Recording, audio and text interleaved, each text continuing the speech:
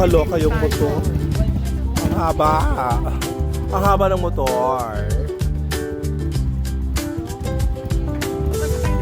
For the habal kami going to the Biri Rock Formation. Yeah. Oh my God, ang kuya nasa sa kami. Yeah. Haba lang kailangan ko. Dalawa dito. Bawal kasi yung pagkusa kayo ng habal pa. Basta nakatayo na ako. Bawal dalawa.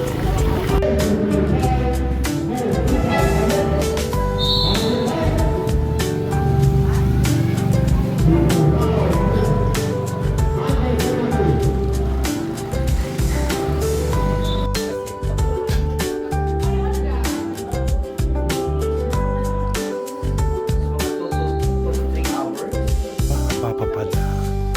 Ano ba ano? Pag akong ibabayaran ko talaga. Parang nag-drive ko lang pa siya nagtutulog na. Parang kinagyan ko pa magpapaya.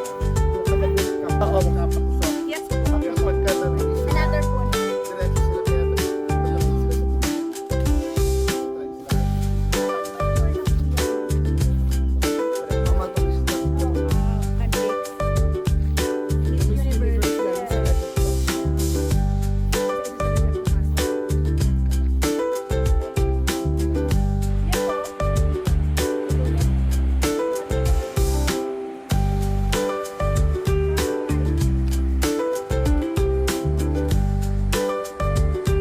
So we're now at Biri Rock Formation.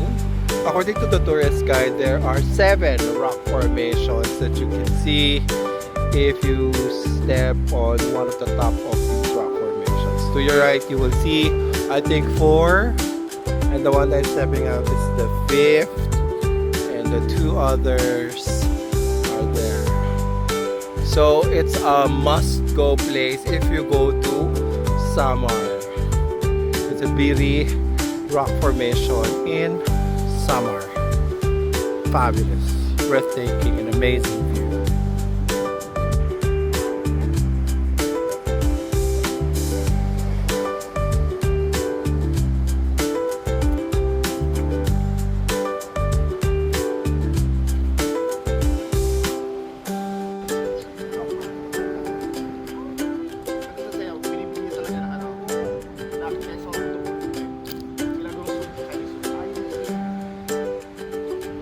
This is so amazing. Like, ito na katingin ako ito.